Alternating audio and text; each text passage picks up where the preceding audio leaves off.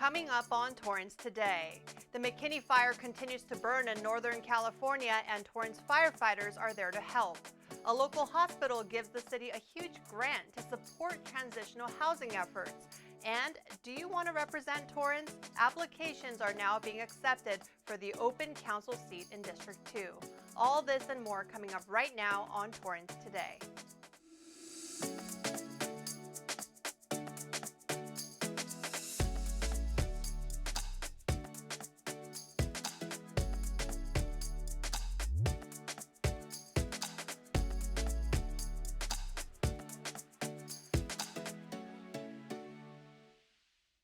Welcome to Torrance Today. I'm Christine Lee. It's 4 p.m. on Monday, August 8th. I hope you had a great weekend. Thank you so much for joining us. Here's our first story. The McKinney Fire in Northern California continues to burn, and Torrance firefighters are up there helping to quench the flames. So far, this year's largest wildfire in California burned more than 60,000 acres, killed thousands of fish, destroyed nearly 100 buildings, and claimed at least 4 lives, including that of Kathy Shootman, a longtime lookout with the Forest Service who began her career back in 1974. The fire started 9 days ago in the Klamath National Forest just south of the Oregon border. It grew rapidly, fueled by winds from thunderstorms. At last check, the fire is 40% contained, and a total of nearly 3,300 personnel are out there now, including 248 engines, 71 dozers, 50 water tenders, and 5 helicopters.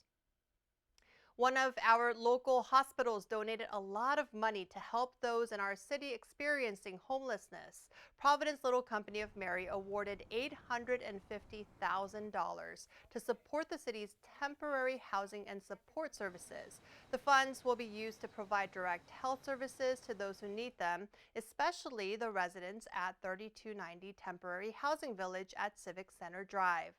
The 40-unit community has been fully occupied at last check. It provides transitional housing for individuals experiencing homelessness, and workers from Harbor Interface Services provide case management, housing navigation, and more. City leaders say they are grateful for the support and partnership from Providence, Southern California. Are you interested in representing the City of Torrance? Residents of District 2 can now apply to fill the open council seat.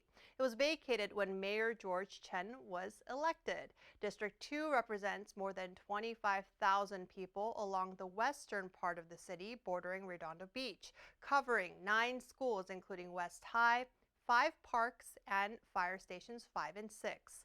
The district includes more than 6,200 homes, 85 commercial buildings, 45 manufacturing facilities, and Henderson Library. Applications are due by 5 p.m. on Thursday, August 11th. The appointment will be made at the City Council meeting on Tuesday, August 23rd.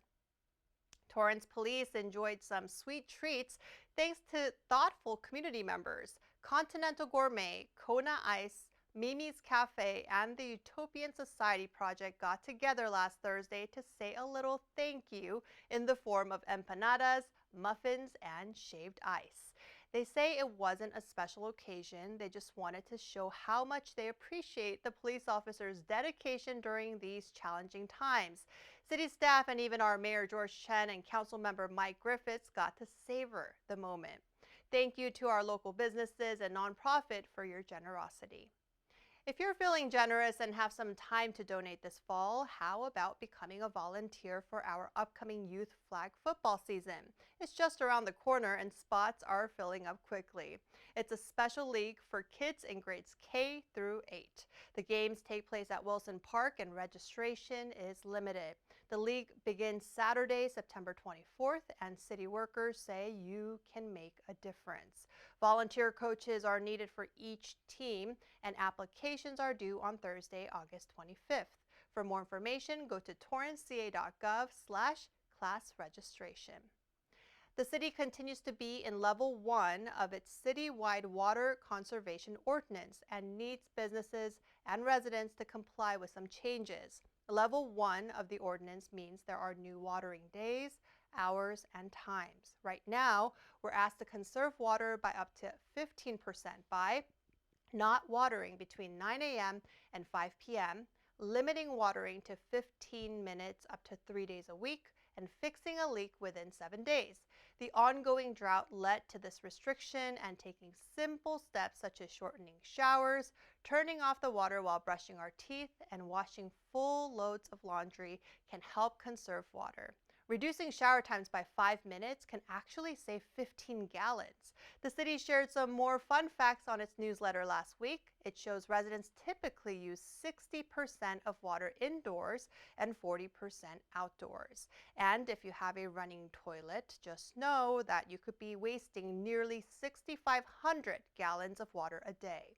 For more facts and water-saving tips, go to torranceca.gov/water.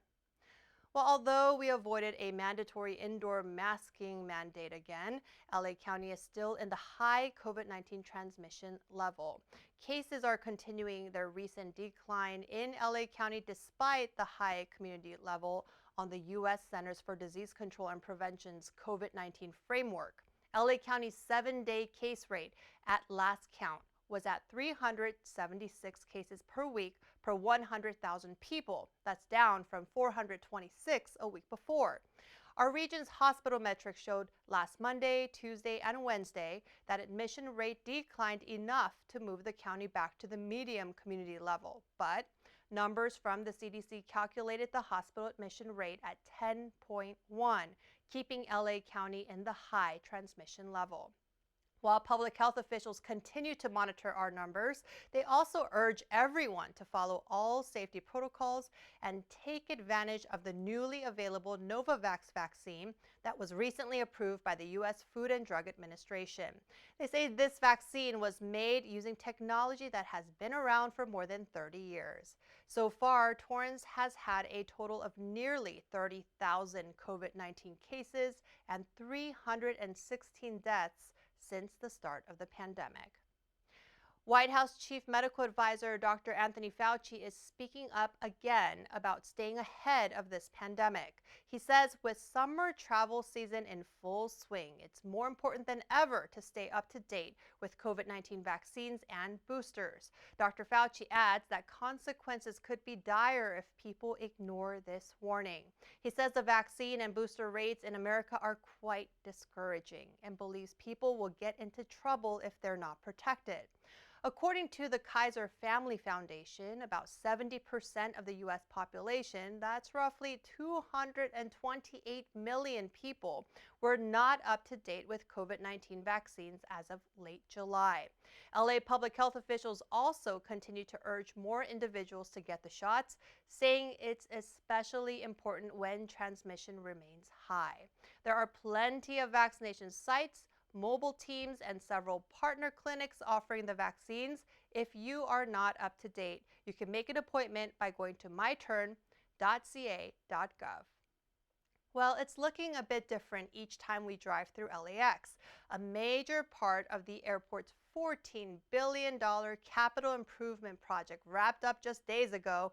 The last of the 2,000 tons of structural steel at the West Central Terminal area were set in place.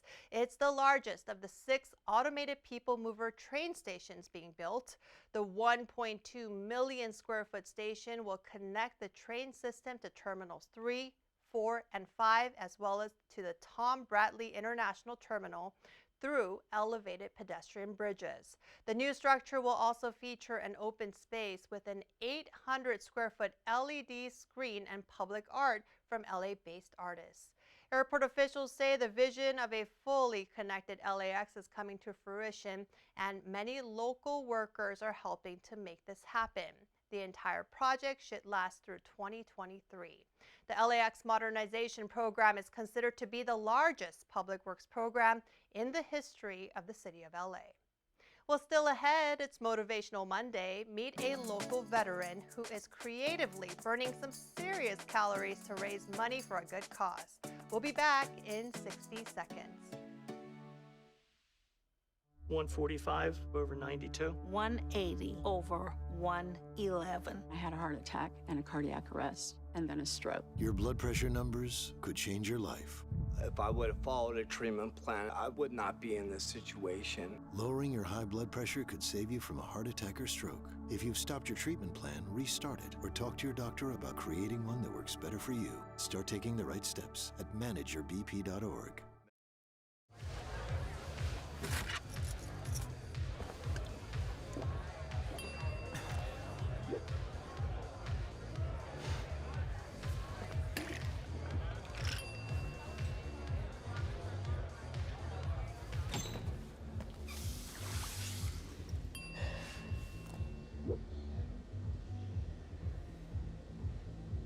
If you need to do something to feel okay to drive, you're not okay to drive. Don't drive buzzed.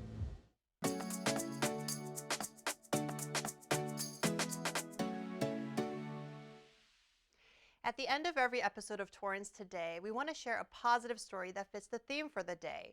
On this Motivational Monday, we want to introduce you to a South Bay resident and a U.S. Army veteran who served in Iraq. He began an epic journey early yesterday morning from Torrance Beach to help those on the other side of the world.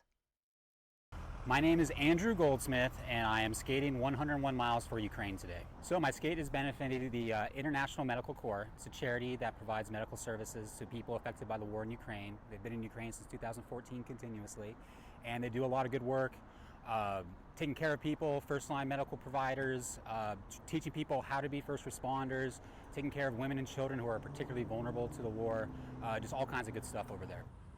You heard correctly. He skated 101 miles, starting at 5 a.m. here in Torrance, through Malibu and back in less than 12 and a half hours to benefit the International Medical Corps. He rode up the California coastline before, which took him 37 days, and he also skated through the Florida Keys. But this was his first single-day effort, and he raised more than $6,000 doing it on his GoFundMe page. He posted a few pictures on Facebook late last night saying a big thank you to everyone who supported this ride, donated to the cause, or otherwise made this possible. He says he's especially grateful to those who remain engaged with a terrible war that impacts the entire world's freedom and security. Thank you for your service to our country, Andrew, and for reminding people of the ongoing war in Ukraine. Well, that's our show for today. Let us know if you have a positive story to tell by emailing us at torrancetoday@torranceca.gov. Thank you for joining us. We'll see you back here tomorrow with more news from and for our Torrance community. Have a great day.